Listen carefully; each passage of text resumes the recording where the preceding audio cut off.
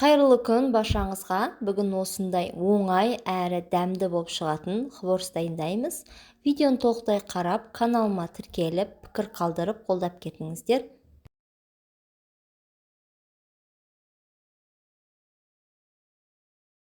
Алдымен жұмыртқамызға тұзымызды, қопсытқышымызды салып, одан кейін ұнымызды салып, жақсылап илеп аламыз.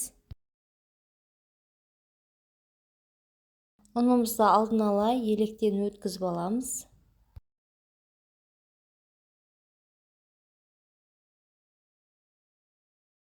Қамырымызды илеп алып, одан кейін пакетикке салып, жарты сағатқа демалдырып қойып қоямыз.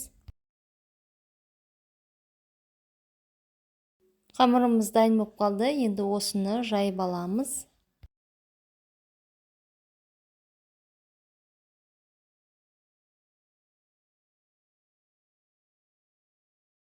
Бұл хворстың жасалу жолы өте оңай, әрі жылдам, уақыттарыңызды көп алмайды.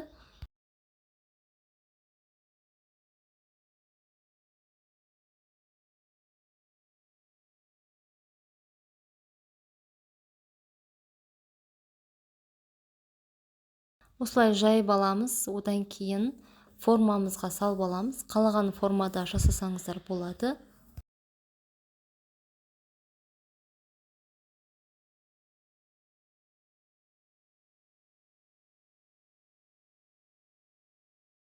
Қамырды осылай формаға салып орап, одан кейін кесіп аламын.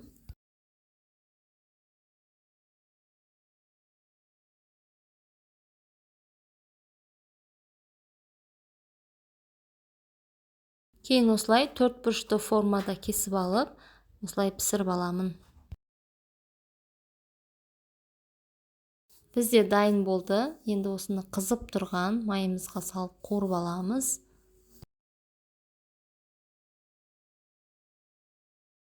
Асты үстін жақсылап араластырып, қып-қызыл қылып қуырып аламыз.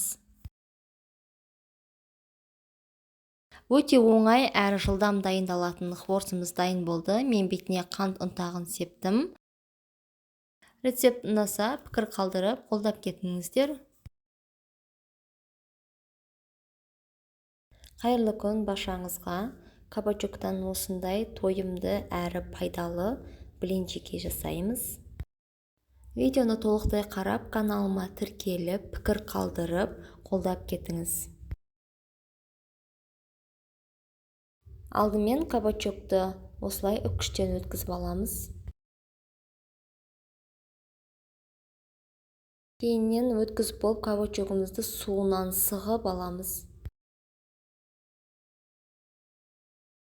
Сырымызды да осылай үккіштен өткізіп аламыз.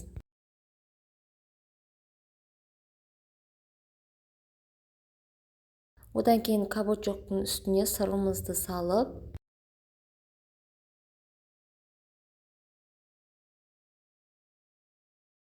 азырақ тұз салып аламыз.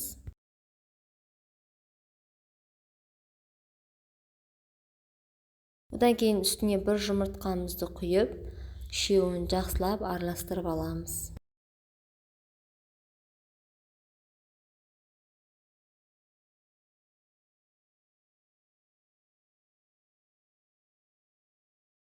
Формамызға пергамент төсеп, осылай қасықтың көмегімен жайып аламыз. Болмаса қолымызбен жасасақ та болады.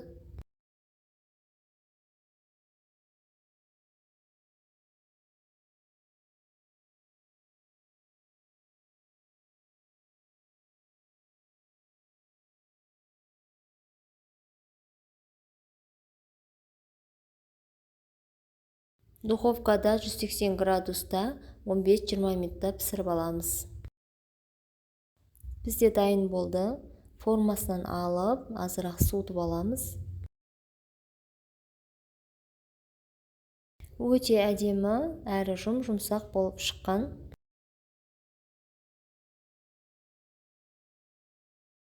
Салмасына қалағандарыңызды салсаңыздар болады. Мен осылай помидор мен огурцыйды саламын. Кабачокты блиниларымыз жыртылмай осылай әдемі болып тұр. Өте пайдалы әрі тойымды тағам. Бұны көбінесе түскі асқа немесе таңғы асқа жесеңіздер болады. Өзіме қатты ұнады, жасап көруге кеңес беремін. Міндетті түрде жасап көріңіздер. Каналыма тіркеліп, пікір қалдырып, қолдап кетіңіздер.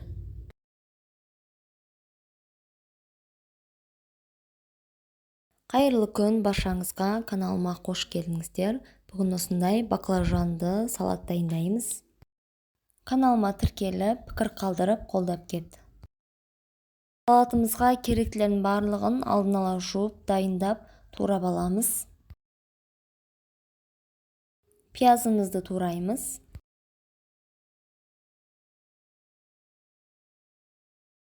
Сәбізді осылай домалақтап турап аламыз.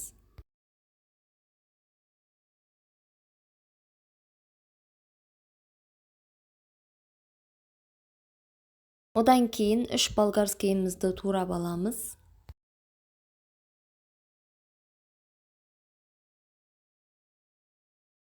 Баклажанды кәдімгі домалақтап турасаңыздар да болады. Мен осылай 2-ге бөліп турап алдым.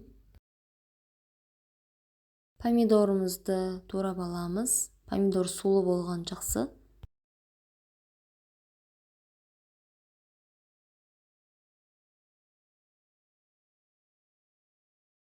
Алдымен пиязымызды қуырып, сәбізімізді салып, одан кейін болгарскийімізді салып, үшеуін жақсылап қуырып аламыз. Тұзымызды салып аламыз. Қалаған дәмдеуіштерін салсаңыздар да болады. Одан кейін үстіне помидорымызды саламыз.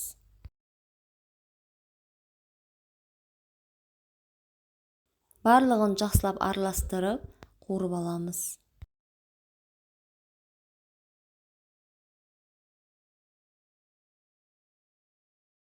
Одан кейін баклажандарымыз салып, жай отта жақсылап қуырып аламыз.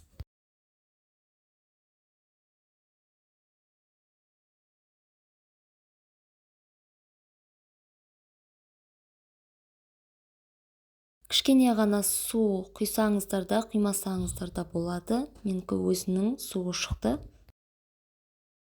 Бізде салатымыз дайын болды. Түскі асқа, кешкі асқа жегенге өте тойымды әрі керемет салат. Видео ұнаса каналыма тіркеліп, пікір қалдырып, қолдап кетіңіздер. Қайырлы күн баршаңызға. Бүгін осындай брокколи мен цветная капустадан таңғы асқа оладьи жасаймыз. Егер балдарыңыз брокколи жемесе, осылай жасап берсеңіздер болады. Видеоны қарамас бұрын алдымен каналыма тіркеліп, қолдап кет. Алдымен цветная капустамызды осылай мен 10 минутқа қайнатып алам. Одан кейін брокколиімді салып, қайнаған суға 1-2 минут, 1 минуттай салып аламын. Одан кейін екеуін сразу мұздай суға салып аламыз. Піскен цветная капуста мен брокколиімізді блендерге салып, езіп аламыз.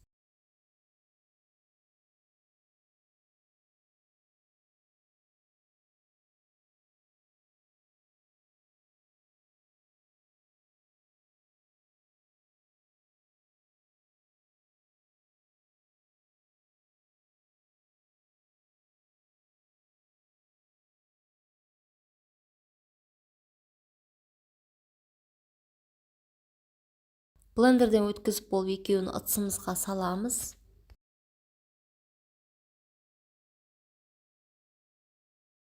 Үстіне тұзымызды, ұнымызды, нутовый ұн, менде бұл жерде, егер нутовый ұн болмаса, кәдімгі ұн салсаңыздар болады. Одан кейін 2 жұмыртқамызды салып, жақсылап араластырып аламыз.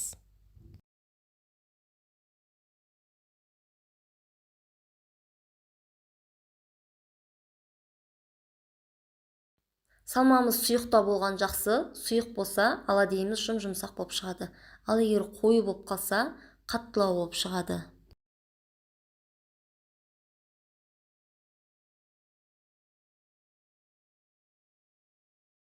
Қызып тұрған табамызға майымызды салып, барлығын қуырып аламыз.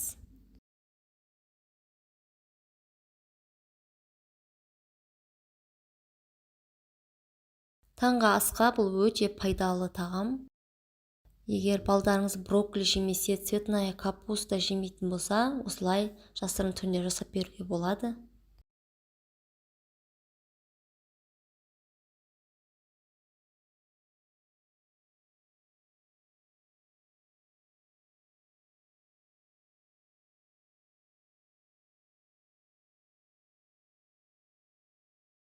Оладьиларымыз дайын. Осылай екі жағы қызарып, тез піседі, әдемі болып шығады.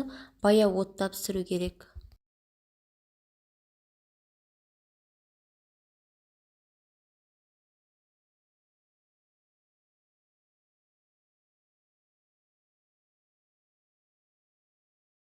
Екінші салмасын пісіріп аламыз. Бұл оладьиді жасауға негізі көп уақытта кетпейді. Таңғы асқа, түскі асқа жасауға өте ыңғайлы әрі пайдалы тағам.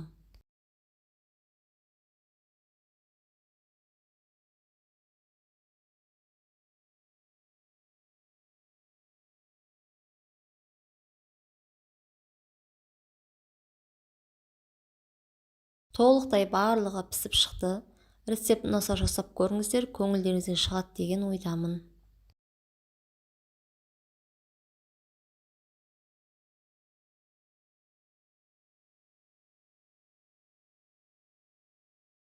Қайырлы күн баршаңызға, каналыма қош келдіңіздер. Өте керемет, дәмді болып шығатын тойымды таңғы ас дайындаймыз. Видеоны соңына дейін қарап, тіркеліп, қолдап кетіңіз. Бізге 2 жұмыртқа, картошка, азырақ тұз керек. Алдымен үккіштен картошкамызды өткізіп аламыз.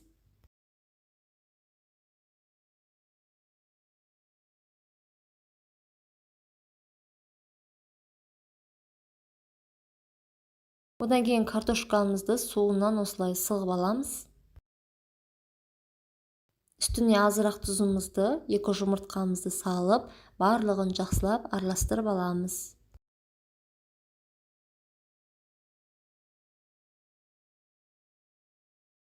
Қызып тұрған табамызға осылай гүхей майымызды салып аламыз. Одан кейін 1 ас қасықтан салып, барлығын осылай пісіріп аламыз.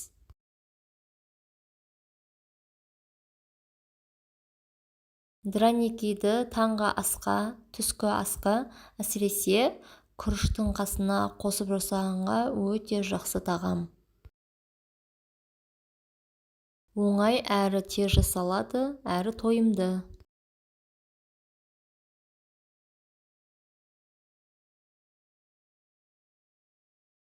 Осылай 2 жағында бірдей қызартып қуырып аламыз.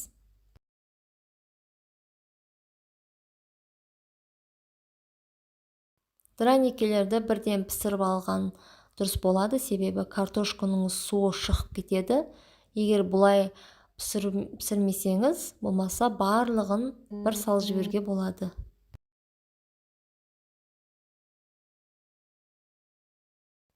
Енді осылай пісіп шықты, 2 жағы қызарып, жұмсақ болып.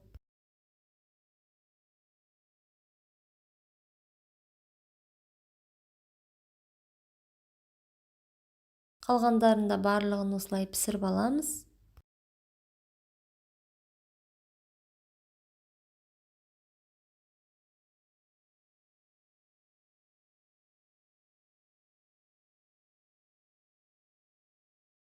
Мен осылай үстіне сыр салдым. Сырды салмасаңыздар да болады.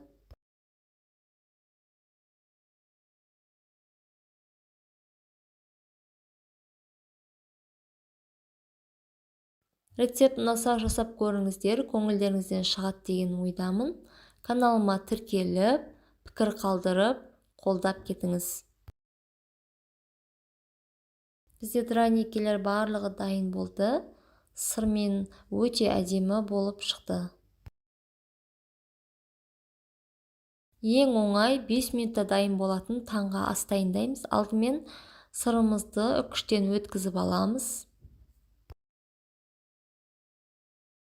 Қызып тұрған табамызға күнжутты сеуіп, үстіне азырақ сырымызды сеуіп, Бұдан кейін 2 жұмыртқамызға тұзымызды салып, жақсылап араластырып, осылай құйып аламыз.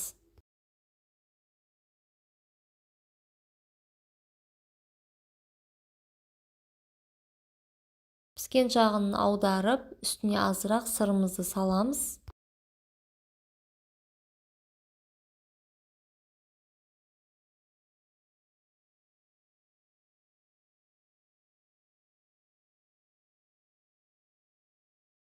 Мен ортасына осылай бір помидорды салып алдым.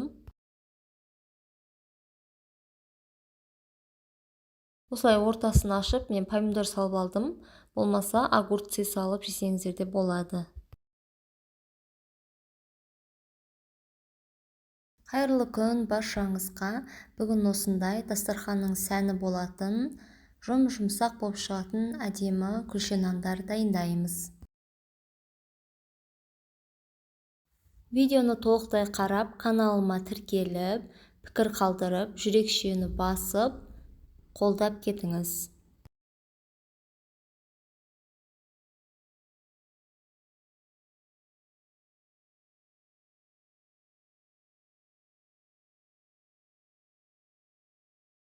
Ұнымызды алдын ала ситадан өткізіп аламыз. Үстіне аштығымызды, тұзымызды, жұмыртқамызды, жылы сүтімізді, жұмсарып тұрған сары майымызды салып, жұмсақ қылып қамыр илеп аламыз.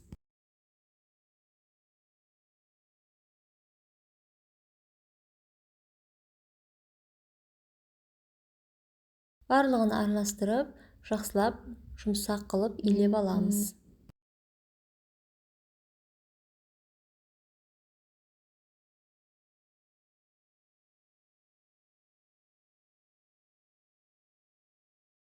Қамырымыз дайын болды. Бетін пакетикпен жауып, 1-1,5 сағат демалдырып қойып қоямыз.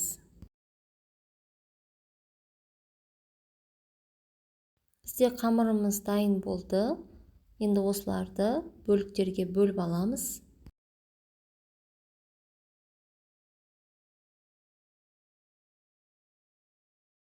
Мен осылай майда бөліктерге бөліп аламын. Болмаса, бұны 2-ге бөліп, 2 үлкен күлше нан жасауға да болады. Әрқайсысын осылай домалатып, формамызға қойып аламыз. Формаға қояр кезде араларын сәл алшақтау қылып қоямыз. Енді осыларды 20 минутқа бетін жауып қойып қоямыз.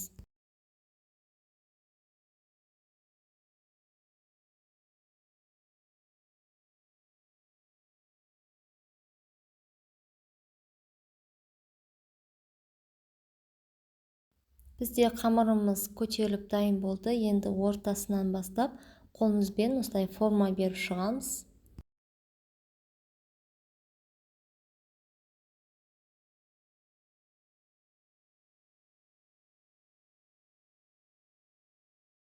Бетіне жаңағы дайындаған жұмыртқамызды жағып аламыз. 190 градуста 30 минутқа пісіріп аламыз.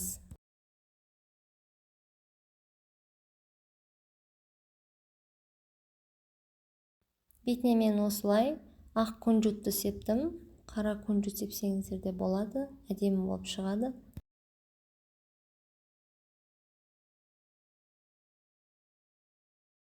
Бізде дастарханның сәнін келтіретін сүйкімді нандарымыз дайын. Қып-қызыл әдемі болып шықты. Рецептін осылай жасап көріңіздер, көңілдеріңізден шығады деген ойдамын. Видео ұнаса, лайк басып, пікір қалдырып, каналыма тіркеліп, қолдап кетіңіз.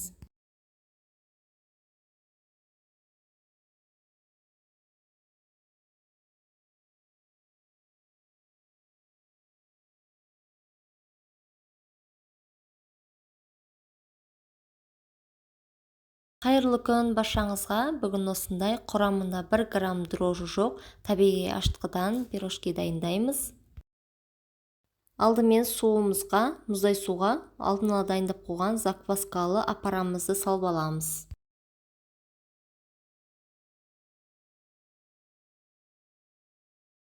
Одан кейін үстіне ұнымызды салып, қамыр илеп аламыз. Видеода байқағандарыңыздай тұз салынбады. Бұл қамырды илеп болғаннан кейін 40 минуттан кейін тындырып қойып, тұзды кейін саламыз.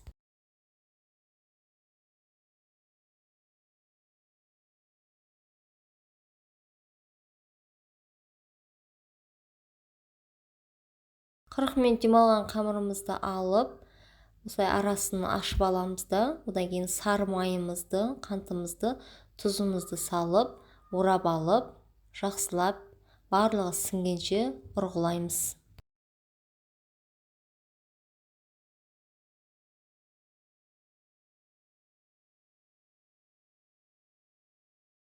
Майымызды осылай жақсылап жағып аламыз.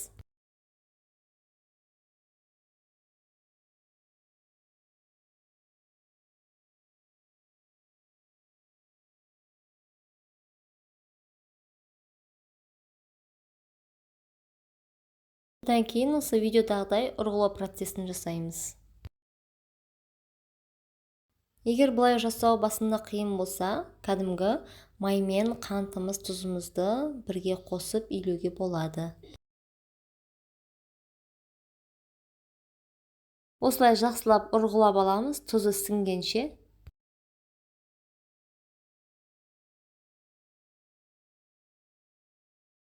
Бізде дайын болып қалды. Енді осыны 40 минутқа бетін жауып қойып қоямыз.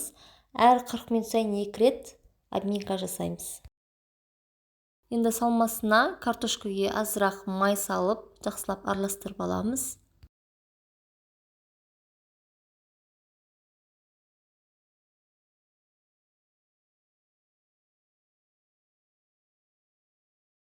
Бізде қамырымыз дайын болды. Енді осыны майда бөліктерге бөліп, кәдімгі дрожждан ешқандай айырмашылық жоқ, өте жұмсақ, әдемі болып көтерілген.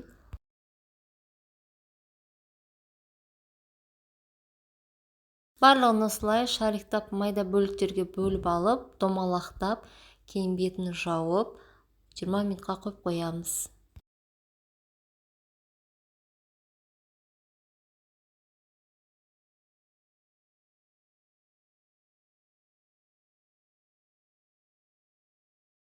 Дайын болған қамырларымызды осылай жайып алып, арасына картошкамызды салып, алдын ала дайындап аламыз.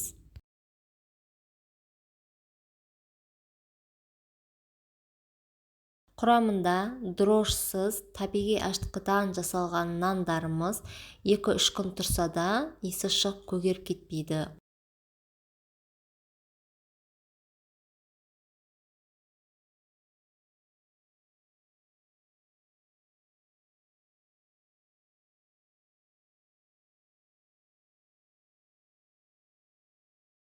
Енді қызып тұрған табада барлығын осылай салып пісіріп аламыз, қызартып.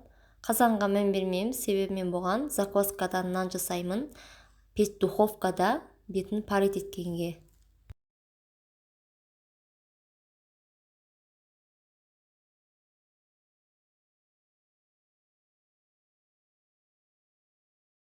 Міне біздің дрожжсыз пирожкиларымыз пісіп шықты, көтеріліп, әдемі болып шығып жатыр.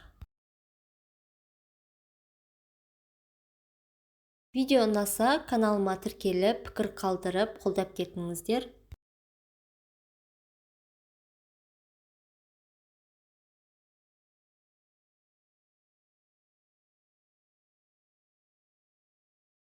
Міне осылай көтеріліп, қызарып, жақсы шығады.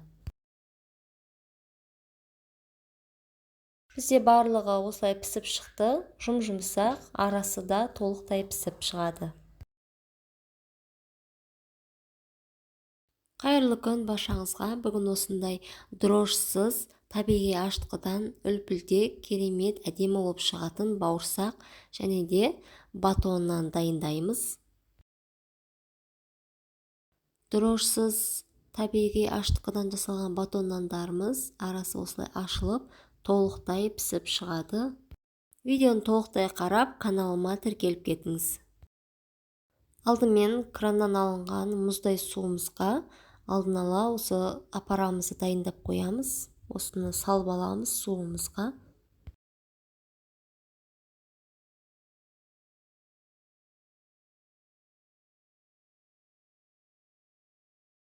Одан кейін үстіне ұнымызды саламыз.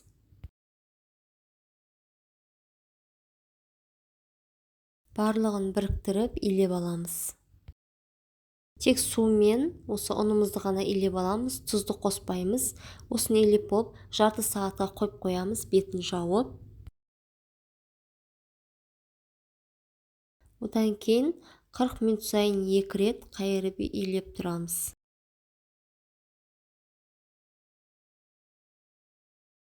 Одан кейін қамырымызды сәл тұрғаннан кейін осылай арасын ашып жайып аламыз.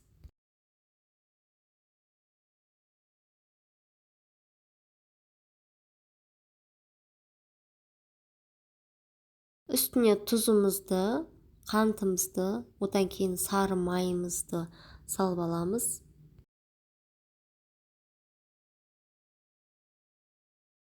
Сары майымызды осылай жан-жағына жағып, одан кейін бетін жауып.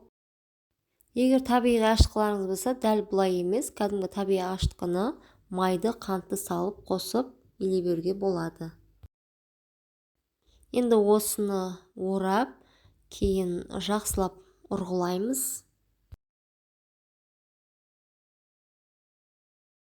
Осылай тұзы мен майы, қанты барлығы жақсы сіңу үшін осылай видеодағыдай жасаймыз. Бұл қамыр бізде бауырсаққа және батон нанға екеуіне бірдей.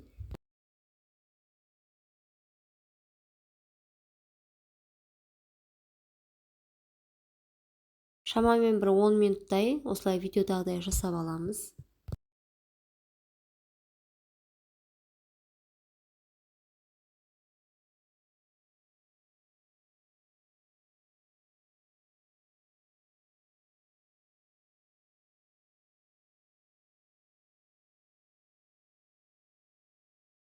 Басында осылай бірікпейді, одан кейін біраз осылай ұрғылау процесінен кейін жақсы бірігіп, қамырымыз жұмсақ болып шығады.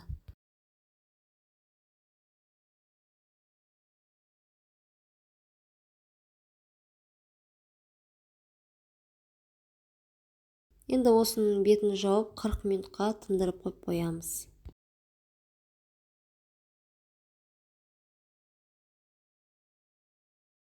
Дәл осылай 40 минут сайын 2 рет обменка береміз.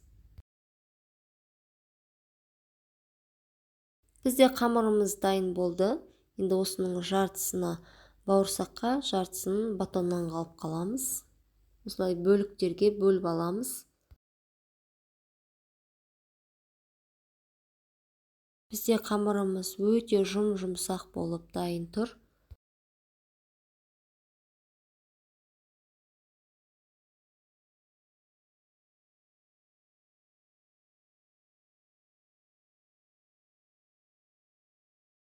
Енді осыны жайып, бауырсақтарға кесіп аламыз.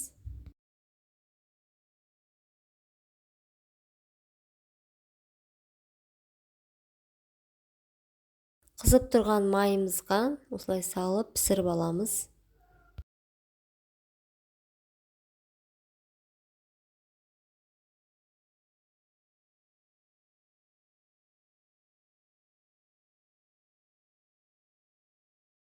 Табиғи ашытқыдағы бауырсақтарымыз осылай көтеріліп, кәдімгі жасанды дрожжыдан ешқандай айырмашылық жоқ. Өте әдемі қызарып шығып жатыр.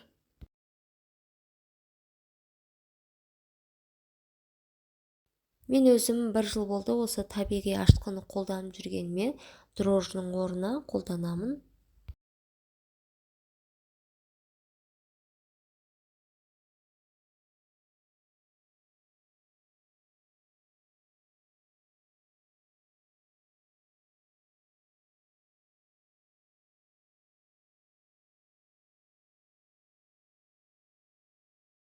Бізде табиғи ашытқыдан жасалған бауырсақтарымыз дайын болды. Жұмсақ, үлпілдеп болып шықты.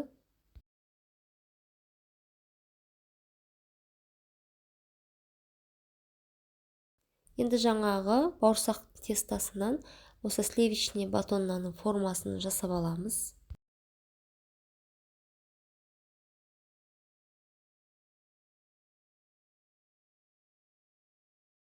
Кейін формамызға салып, жарты сағатқа бетін жауып қойып қоямыз.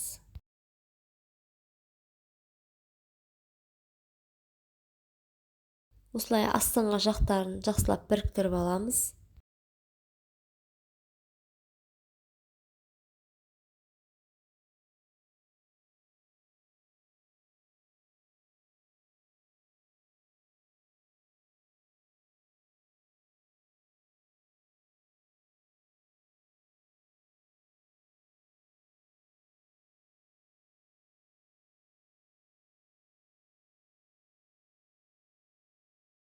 Енді екеуін жарты сағатқа тындырып қоямыз көтерілгенше. Духовкада 200 градуста жарты сағатқа пісіріп аламыз. Пісірер алдын осылай бетінен пышақтың көмегімен кесіп аламыз. Нанымызды толықтай суытып барып кесеміз.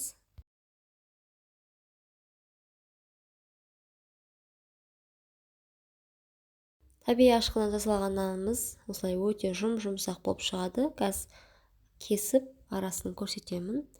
Міне осылай арасы толықтай пісіп, өте жұмсақ болып шықты.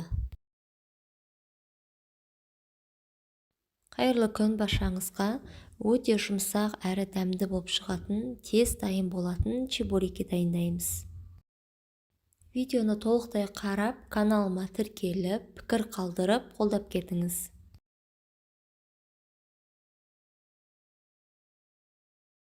Алдымен ыстық суымызға тұзымызды салып, жақсылап араластырып аламыз. Одан кейін сұйық майымызды құйып, суымызды құйып, барлығын араластырып, жақсы жұмсақ қылып қамыр илеп аламыз.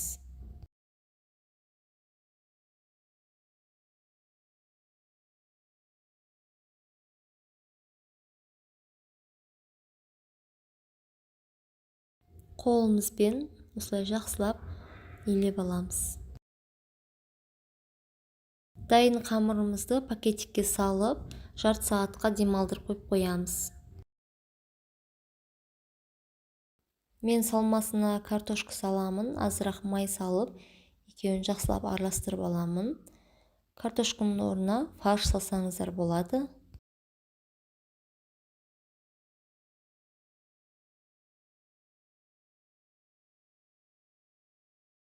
Қамырымызды майда бөліктерге бөліп аламыз.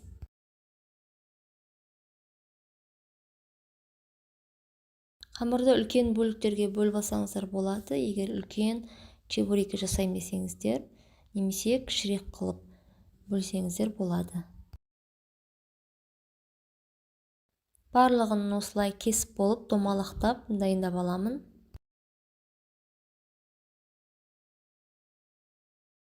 Одан кейін жұп-жұқа қылып жайып аламыз.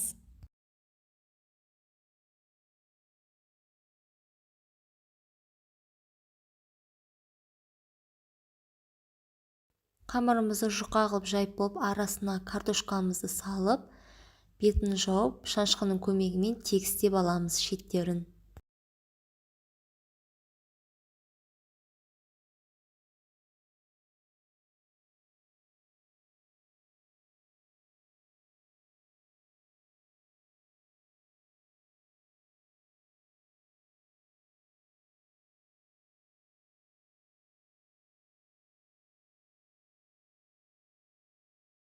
Барлығын осылай алдын ала дайындап аламыз. Майымызды алдын ала қыздырып алып пісіреміз. Қазанға мән бермеңіздер. Мен бұл қазанға гхи майын жасаймын. Одан кейін закваска нанымды пісіремін печкада. Осылай барлығын қызып тұрған майда пісіріп аламыз.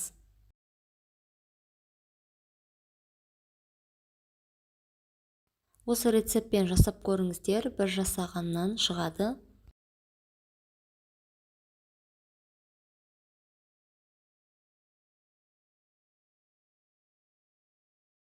Видео ұнаса толықтай қарап, каналыма тіркеліп, пікір қалдырып, қолдап кетіңіз. Бізде чебуректеріміздің барлығы дайын болды. Өте жұмсақ әрі дәмді болып шығады. Жасап көріңіздер, сіздерге ұнайды деген ойдамын.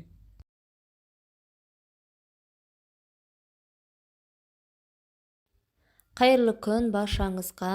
Сыр мен жұмыртқадан тойымды таңғы ас дайындаймыз. Видеоны толықтай қарап, каналыма тіркеліп, лайк басып, пікір қалдырып, қолдап кетіңіз. Бізге керекті заттар: сыр, нан, 4 жұмыртқа. Алдымен сырымызды үккіштен өткізіп аламыз. Бөлкен нанның орнына кәдімгі батон нанды қолдансаңыздар болады.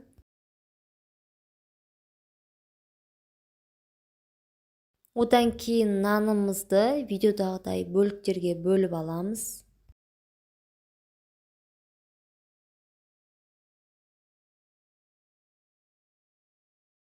Осылай бөліп, одан кейін ортасынан кесіп аламыз. Себебі қазір сырымызды ортасынан салу үшін.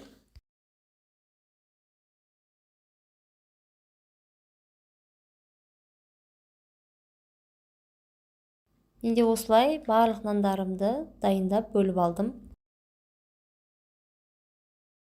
Жұмыртқамызға азырақ тұз салып, жақсылап араластырып аламыз. Одан кейін сырымызды нанның ортасына барлығына салып аламыз, алдын ала дайындап. Сырды үккіштен өткізбей-ақ кәдімгі 4 бұрышты етіп кесіп, арасына салсаңыздар да болады нанның. Қызып тұрған майымызға жаңа нандарымызды жұмыртқамызға салып, екі жағында қуырып аламыз.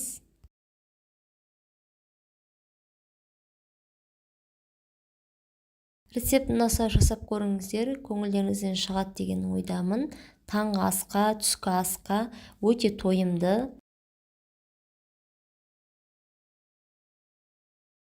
Екі жағында барынша қызартып қуырған жақсы.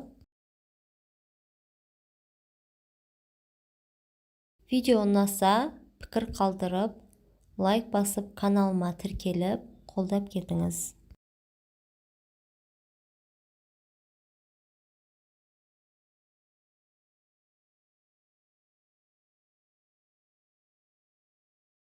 Пісіп дайын болып қалды, барлығын осылай қуырып аламыз.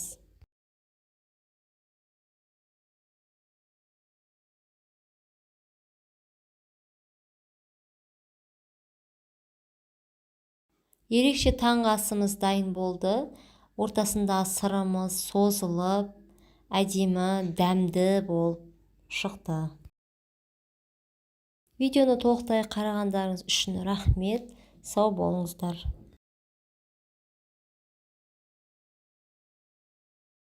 Қайырлы күн баршаңызға. Бүгін осындай қатпарлы самсаның рецептісімен бөлісемін. Видеоны қарамас бұрын каналыма тіркеліп, қолдап, лайк басып кет.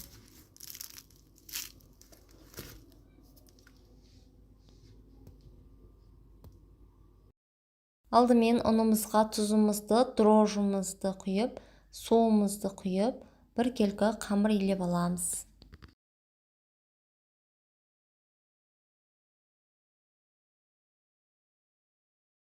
Қамырымызды илеп болып, пакетикке салып, 1 сағатқа демалдырып қоямыз.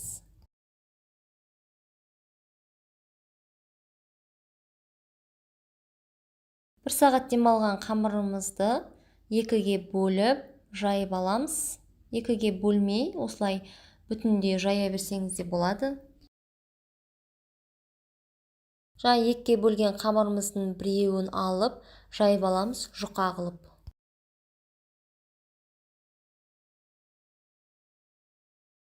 Қамырымызды жұқа қылып жайып аламыз. Неғұрлым жұқа болған сайын самсамыз дәмді, қатпарлы болып шығады.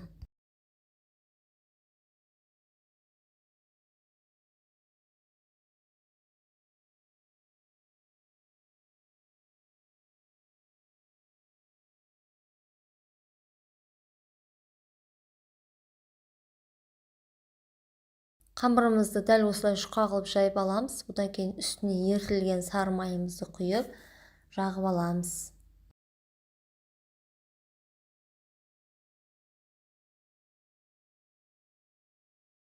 Менде сары майды көп құйып жібердім, себебі өзіме майы көптеу болған ұнайды. Кейін барлығын осылай орап шығамыз.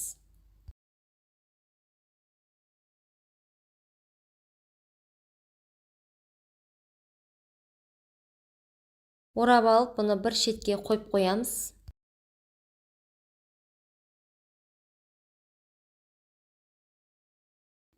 Екінші қамырымызды жұқа қылып жайып алып, бетіне ерітілген сары майымызды жағып,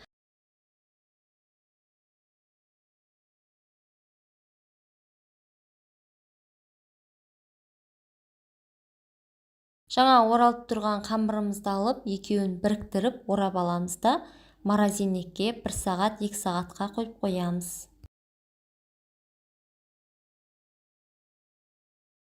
Салмасына менде фарш, одан кейін 2 картошка қостым. Картошканы қоспасаңыздар да болады. Пияз, картошка мен пияз екеуін көбіктеп турап алып саламыз.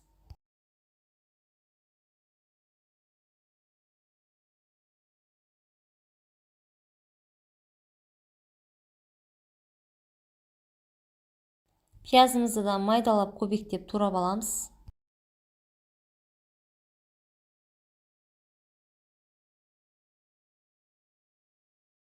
Бізде салмамыз дайын. Морозильниктегі 1 сағат тұрған қамырымызды алып, алдын ала шарып қоямыз бір 15 минутқа. Одан кейін осылай майда бөліктерге бөліп алып,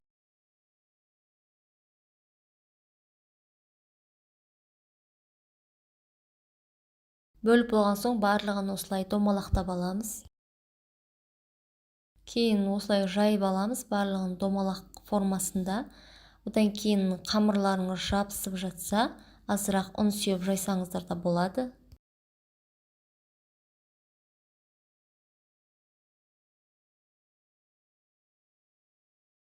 Мен барлық қамырды осылай формаға салып жайып аламын алдын ала.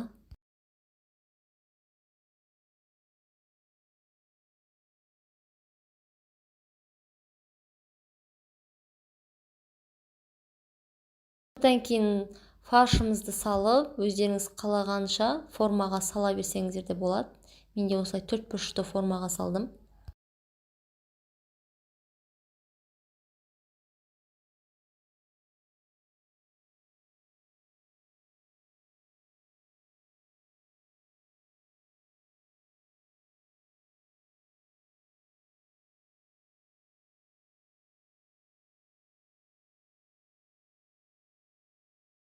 Дайын болған самсалардың үстіне жұмыртқамызды жағып, бетіне, одан кейін 180 градуста пісіріп аламыз.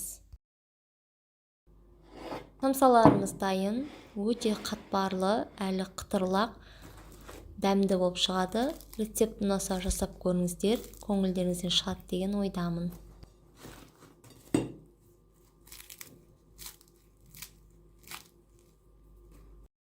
Қайырлы күн баршаңызға. Бүгін осындай өте оңай фрикадельки жасаймыз. Видеоны толықтай қарап, каналыма тіркеліп, пікір қалдырып, қолдап кетіңіз.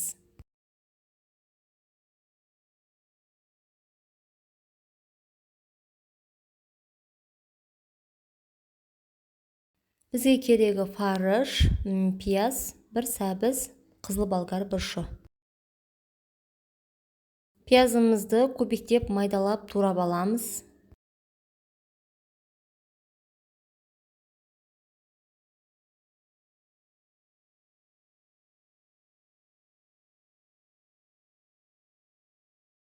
Туралған пиязымызды салып, үстіне бұрыш салып аламыз.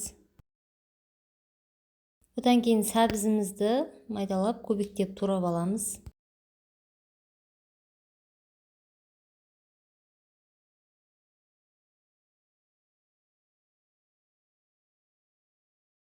Сәбізімізді турап, осылай бөлек ыдысқа салып аламыз.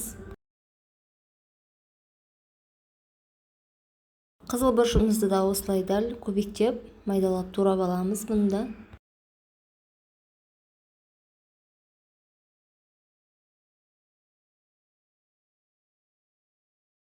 Осы болгар бұрыштары тамаққа өте жақсы дәм береді. Барлығын осылай көбіктеп турап, алдын ала дайындап аламыз.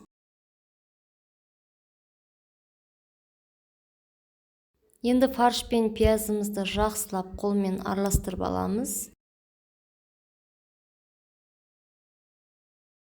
Мен фаршқа жұмыртқа қоспаймын. Пияз бен фаршымызды жақсылап араластырып алып, осылай ұрғылаймыз, себебі жақсы бірігу үшін.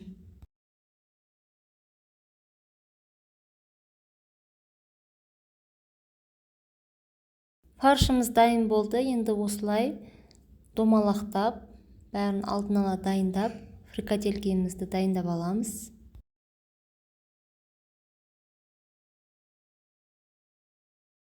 Табамызға осындай қыхи майын салып алып, жаңағы фрикаделкелерімізді осылай екі жағын жай отта қуырып аламыз.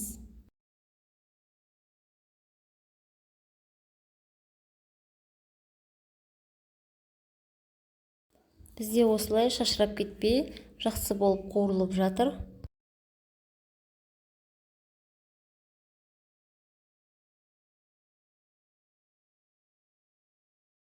Енді үстіне жаңа болгар бұрыштарымызды, одан кейін сәбізімізді салып, жақсылап қуырып аламыз.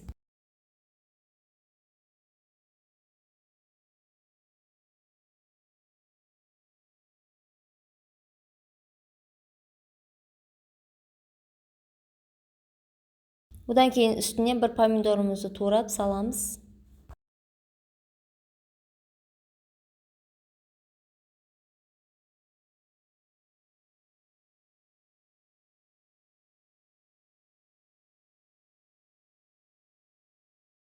Осылай қуырып алып, үстіне суымызды құямыз.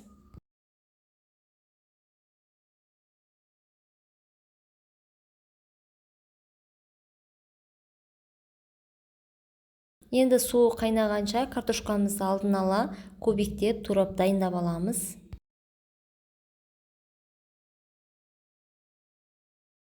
Мен картошка қосайын деп жатырмын.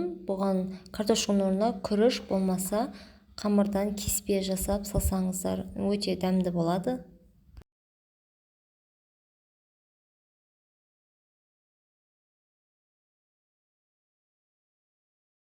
Сорпамыз қайнады. Енді картошкамызды салып, тағы бір қайнатып аламыз.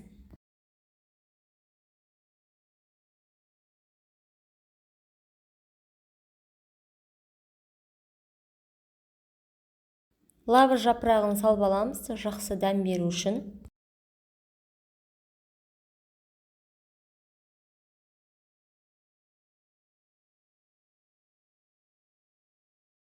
Бізде фрикаделкеден супымыз дайын болды. Түскі асқа, кешкі асқа өте жеңіл әрі пайдалы тағам. Видео ұнаса, каналыма тіркеліп, пікір қалдырып, қолдап кетіңіздер.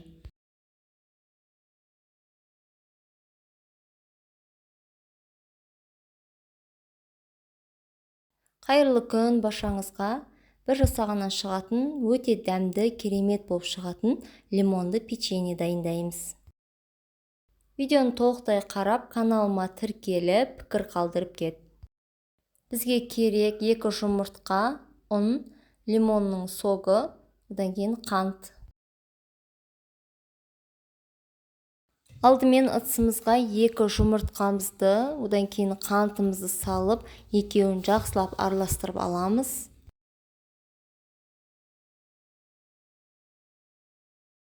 Қанты ергенше жақсылап араластырып аламыз.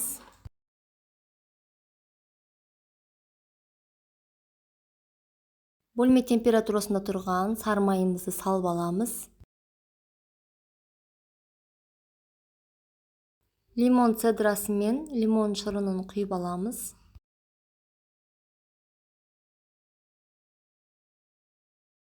Ұнымызды салып аламыз.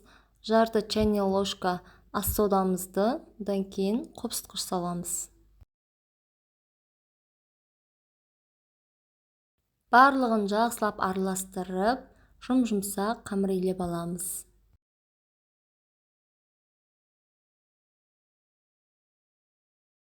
Одан кейін бетін салфанмен жауып, холодильникке жарты сағатқа қойып қоямыз. Бізде қамырымыз холодильникте жарты сағат тұрды. Осылай домалатып форма жасап аламыз. Одан кейін қант ұнтағына салып аламыз да формамызға барлығын қойып шығамыз.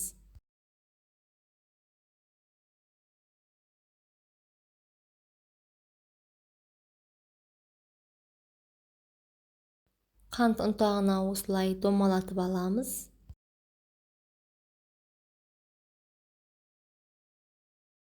Лимонды печенье рецептісін өзім ғаламтордан бірінші рет алып жасап жатырмын. Лимонның иісі енді айта алмаймын, хош иісті, керемет болып шығады.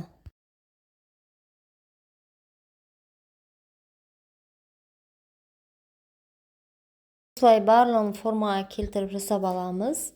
180 градуста 25 минутқа пісіріп аламыз.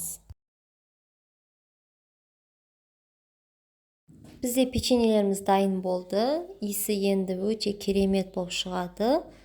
Жасап көріңіздер, көңілдеріңізден шығады деген ойдамын. Каналыма тіркеліп, лайк басып, қолдап кетіңіздер. Бізде арасы бөлгенде осылай сап-сары әдемі болып шықты.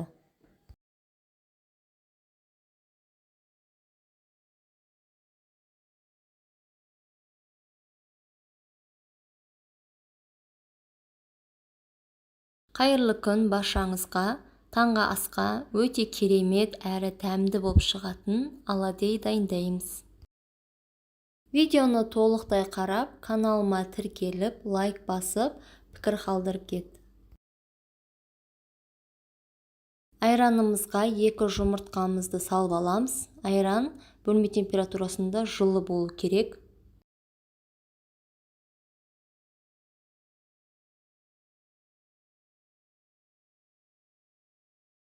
Одан кейін 3 ас қасық қант салып аламыз. Егер одан да тәтті болғанын қаласаңыздар, 4-5 ас қасық салуға болады. Азырақ тұзымызбен ас содамызды салып аламыз. Барлығын қантымыз ергенше толықтай араластырып аламыз. Ұнымызды алдын ала електен өткізіп дайындап аламыз. Одан кейін осылай жартысын салып, жақсылап араластырып аламыз.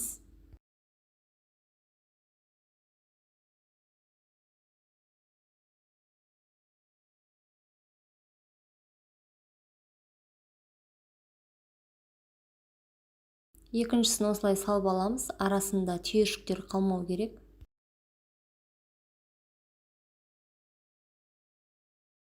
Қалған ұнымыздың барлығын салып, араластырамыз. Бізде осылай дайын болды, қоюлығы бәрі осындай болады. Табамызды қыздырып, азырақ май салып аламыз. Одан кейін үлкен ас қасықпен осылай салып аламыз барлығын. Өз қалауларыңызша салсаңыздар болады.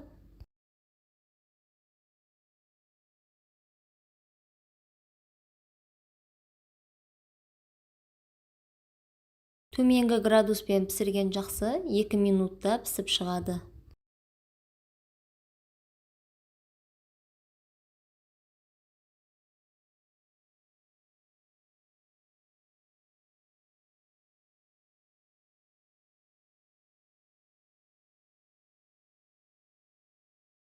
Осы рецептпен жасап көріңіздер, бір жасағаннан шығады, өте үлкен болып көтерілген.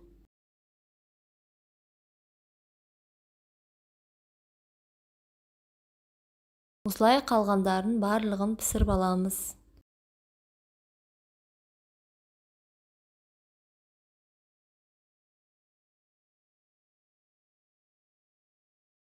Мен өзім бірінші рет жасап тұрмын. Бұл рецепті ғаламтордан алдым. Өте керемет, тез көтеріледі, көңілімнен шығып жатыр.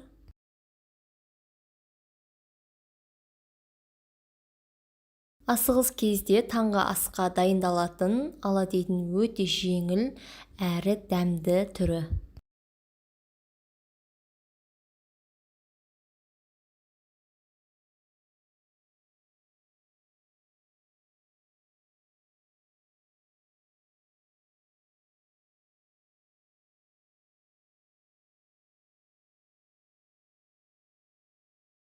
Екі жағы да осылай қып-қызыл болып әдемі шығады. Міндетті түрде осы рецептпен жасап көріңіздер, көңілдеріңізден шығады деген ойдамын. Видео ұнаса лайк басып, пікір қалдырып, қолдап кетіңіздер.